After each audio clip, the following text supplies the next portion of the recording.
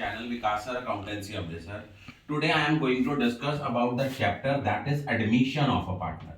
बेटा admission of partner एक ऐसा चैप्टर है फाइनल में जिसकी वेटेज 8 to 10 मार्क्स की है। इसमें से आपको जो है 1 मार्क क्वेश्चन भी आने हैं, 3 मार्क क्वेश्चन भी आ सकता है, 6 मार्क्स का तो 90% श्योर होता है इसकी चॉइस रिटायरमेंट के साथ आती है। लेकिन कई केसेस में रिटायरमेंट की चॉइस उसके डेथ के साथ भी आ सकती है। अब एडमिशन ऑफ पार्टनर में सबसे पहले क्या होता है, जब भी कोई नया पार्टनर एडमिट होता है तो सबसे पहला जो चेंज आता है that is change in profit sharing ratio. Second point है revaluation of assets and liabilities. Third point होता है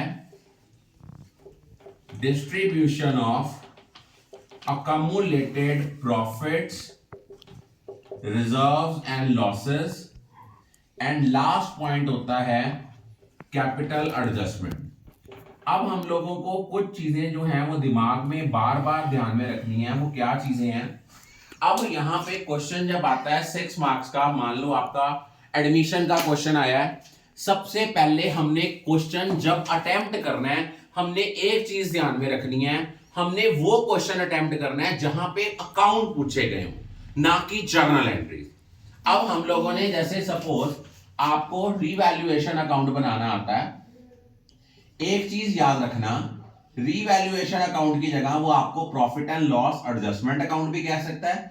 इसकी दो साइड्स होती हैं, एक होती है डेबिट साइड, एक होती है क्रेडिट साइड। जो आपकी क्रेडिट साइड है ना, ये गेन को शो करती है। अब देखो गेन कब होता है, अगर आपके किसी एसेट की वैल्यू इंक्रीज हो, लायबिलिटी की वैल्यू डिक्रीज हो, या कोई प्रोविजन कैंसल कर रहे हो या रिड्यूस कर रहे हो, तब आना है।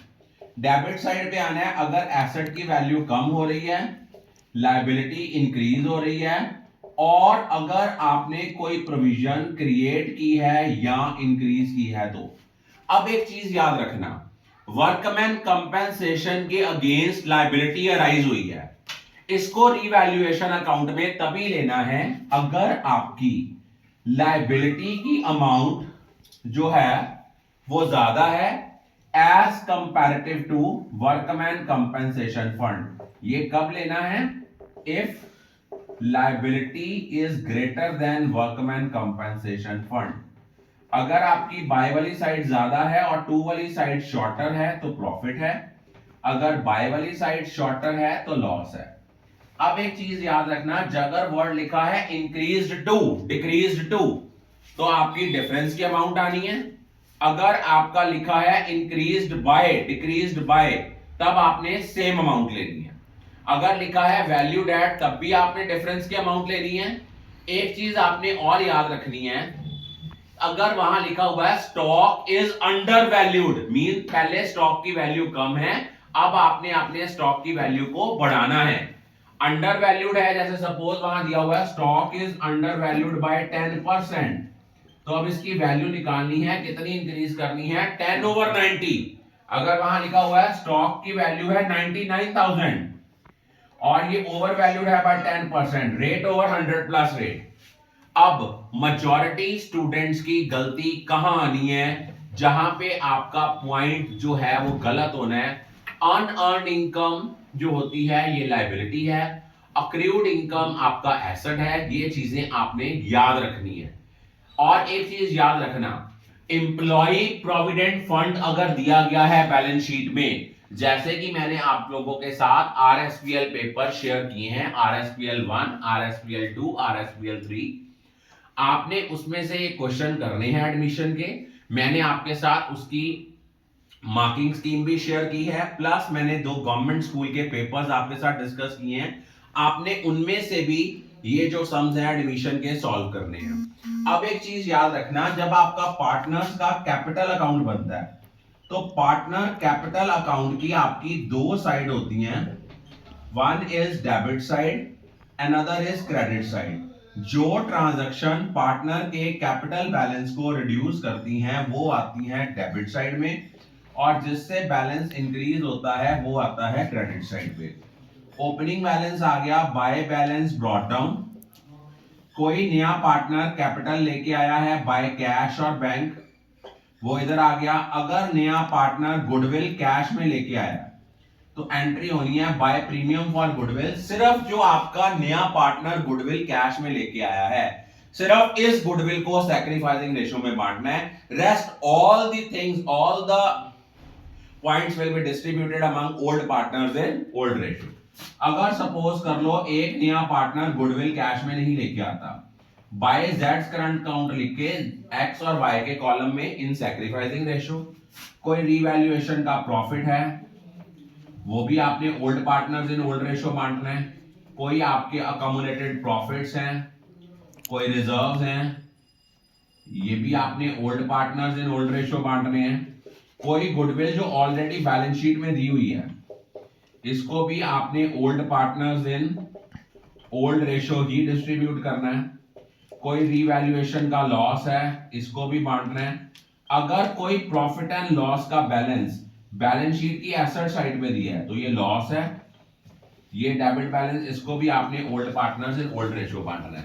अब पेपर में क्वेश्चन कैपिटल एडजस्टमेंट का ही आना, कई बार क्या आता है, उन्होंने लिखा होता है Z will bring 1/4 proportionate capital। अगर वर्ड लिखा है 1/4 proportionate capital, सिंपल सी बात है, जितना पुराने पार्टनर्स की कैपिटल का बैलेंस आएगा, sum of old partners capital balance after adjustment, जो आएगा उसका अगर 1/3 है तो 1/3 कर, 1/4 है तो 1/3 कर देना है, 1/3 है तो 1/2 कर देना है। लेकिन अगर वहां लिखा होता Z will bring 1/4 of combined capital of X and Y, इस केस में क्या करना है, जितना आपका ओल्ड पार्टनर्स के कैपिटल बैलेंस का टोटल आया है, उन दोनों को प्लस करके उसका 1/4 का 1/4 ही रह देना है। वो कब करना है, जब लिखा हुआ है Z will bring 1/4 of the combined capital of X and Y। अगर प्रोपोर्शनेट कैपिटल लिखा है, टोटल कैपिटल लिखा है, 1/4 ने 1/3 बनना है, 1/3 ने 1/2 बनना है। और कई बार ऐसे लिखा होता है adjust old partners capital according to new ratio. Suppose Z एक पार्टनर है, Z का कैपिटल कंट्रीब्यूशन है सपोज 40,000 रुपया और उसका शेयर है 1/4, तो पहले आपने उसके शेयर के रेसिप्रोकल के साथ मल्टीप्लाई करना है उसके कैपिटल कंट्रीब्यूशन को। 40,000 को 4 के साथ मल्टीप्लाई किया, कितना आ गया, वो आपका आ गया 1,60,000। उस 1,60,000 को आपने तीनों पार्टनर्स में बांट देना है in their old profit sharing ratio. वहां क्वेश्चन लिखा होता है एडजस्टमेंट मेड थ्रू कैश। अगर आपकी डेबिट साइड शॉर्टर है तो to cash, credit side shorter है तो by cash. I think all of you are clear about it.